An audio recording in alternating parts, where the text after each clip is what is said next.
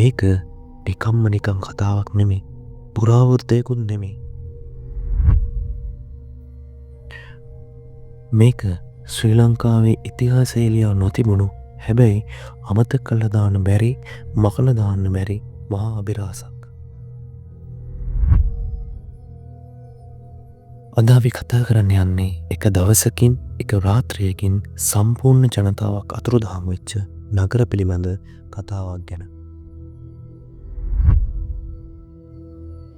නමක් නැතිව ඉතිහාස පොත්වල කිසිම සඳහනක් නැති. හැබැයි ගල් බිම් නටබුන් තාමත් ඒ කතාව අපිට කියනවා.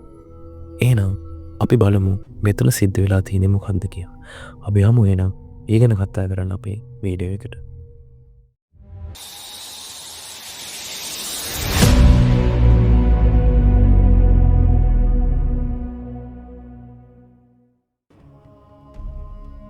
පුරාණ ශ්‍රී ලංකාවේ අද අපි රක්ෂිත එම නැත්තක් මහා වනාන්තර කියලා වෙන් කරලා තියෙන තැන්වල ඒ විශාල හරිත ප්‍රදේශවල එදා ජීවිතයෙන් පිරි සංවිධානාත්මක නගර තිබුණා.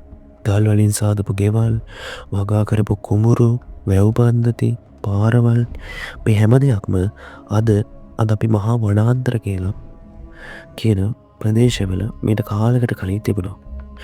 මේවා හැදුවේ නිකම්ම නිකන් සාමාන්‍ය මිනිස්සු නෙවෙයි. මේවා හැදුවේ දැනුම තිබුණු කාලයේ මිනුම් කළ ඉදිරි පිළිවෙලක් තිබුණු මිනිස්සු. අදත් ඒ කම්පානවල නටබුන් තියෙනවා. ගල් ලිපි, වගා බිම් සලකුණු, මිනිස්සු ජීවත් වුණා කියලා උපකල්පනය කරන්න පුළුවන් ගෙවල්. මේ වගේ සාධක අපිට කියන්නේ එතන ජනතාවක් දිගු කාලයක් ජීවත් වුණා කියලා. හැබැයි මේ ජනතාවට අවසානයේ මොකද වුනේ? අපි හිතමු එදා රාත්‍රිය ඒ නගරවල ගිනිමෙල් දැල් වෙලා එවුම් පියුම් වෙලා සාමාන්‍ය ජීවිතයක් ගෙවන රාත්‍රියක්. හැබැයි කවුරුත් හිතන නැතුව ඇති මේක යාළගේ අවසාන රාත්‍රිය කියලා. කොහොම වුණත් ඊළඟ දවසේ උදේ වෙනකොට කවුරුත්ම ඉතුරු වෙලා නැහැ.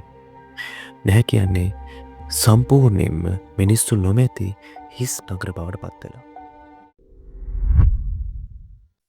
සටන් සලකුණු නැහැ, ගිනි වැටුණු ලකුණු නැහැ, මල සිරුරු නැහැ.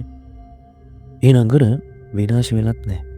එකම වෙනස තමයි කිසිම මිනිස්සෙක් ඒ වෙනකොට ඒ නගර තුල සිටියේ නැහැ. මෙන්න මෙතන ඉඳන් තමයි අපේ කතාව භයංකර වෙන්නේ. මෙතනින් පස්සේ ඉතිහාසය නිහඬ වෙනවා. කවුරුත් ලියලා නැහැ මේ මිනිස්සු මැරුණා කියලා. කවුරුත් ලියලා නැහැ මේ මිනිස්සු ගියා කියලා. මොකද අපි දන්න ඉතිහාසය මෙතනින් නවතිනවා. මේක යුද්ධයක් නිසා වුණ දෙයක්ද? හැබැයි සටන් සලකුණු නැහැ. මේක මොකක් හරි වසංගතයක් හින්දා වුණ දෙයක්ද? ඒත් මැටිච්ච මිනිස්සුන්ගේ මල සිරුරු නැහැ. ඒ කිසිදයක් හිතා ගන්න බෑ. මේක ස්වභාවික විපත්තියක්ද? ඒත් මේ නගර කිසිම විදිහකින් විනාශ වෙලත් නැහැ. ඉතින් මේක හිතාමතා පලා යනවා. එහෙනම් එක රාත්‍රියකින් හැමෝම මේක ලොකු ප්‍රශ්නයක්. එහෙනම් මොකද උනේ කියලා හිතෙන්නේ අපිට හිතෙන්න ගන්නේ මෙන්න මෙතේද. මෙතනින් ප්‍රශ්නේ වැඩි වෙනවා. ලෝකයේ වෙනත් රටවල් වලත් සම්පූර්ණ ජනතාව එකවර අතුරුදහන් වෙච්ච මෙන්න මේ වගේ සිද්ධි තියෙනවා. හැබැයි ශ්‍රී ලංකාවේ සිද්ධිය අතිශයම නිහඬයි. ඒ නිහඬතාවය අපිව තවත් සැකයට පත් කරනවා. සමහර ලේඛන කාලයත් එක්ක විනාශ වුණා. සමහර කතා හිතාමතාම මගහැරී තිබුණා. ඉතිහාසය හැමදාම අපිට කියවේ සම්පූර්ණ සත්‍ය නෙමෙයි. එදා ඒ අතුරුදහන් වෙච්ච ජනතාව අද කොහෙද? මැරුණාද? පලා ගියාද? එහෙමත් නැත්නම් අදත් අපි අතර වෙන නමකින් වෙන ජීවිතයකින් ජීවත් වෙනවද? මේක අතීතයේ කතාවක් විතරක්ම නෙවෙයි. මේක අපි තවමත් විසඳලා නැති ශ්‍රී ලංකාවේ මහා අභිරහස. ඉතිහාසය ලියන්නේ සාමාන්‍යයෙන් දිනුම මිනිස්සු. හැබැයි අතුරුදහන් වූ අයගේ හඬ තවමත් මේ මව්බිම තුළ හඬ නගනවා. අපිට තවමත් ඉතිහාසය හැම දෙයකටම උත්තර දීලා නැහැ. ඒක නිකම්ම නිකං කතාවක් නෙවෙයි කියන එක හැමෝටම මේ වෙනකොට පැහැදිලි වෙලා ඇති. හැබැයි අපිට සාක්ෂි හමුවෙලා තියෙන සීමාව තුළ ඒක කොහොමද උනේ කියන එක ගැන අපිට අවසන් මතයකට තීරණයකට බෑ.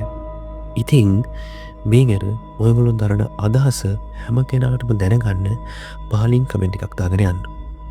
ඒ වගේම ඉස්සරහට මේ වගේ කුතුහලය දැනවෙන ඉතිහාසය, විද්‍යාව, තාක්ෂණය මේ හැම දෙයකින්ම පෙරුණු ලෝකය රසවත්ව අහන්න, දකින්න Think World Sri Lanka අපිත් එක්ක රැඳිලා ඉන්න. සබ්ස්ක්‍රයිබ් කරන්න අමතක කරන්න එපා.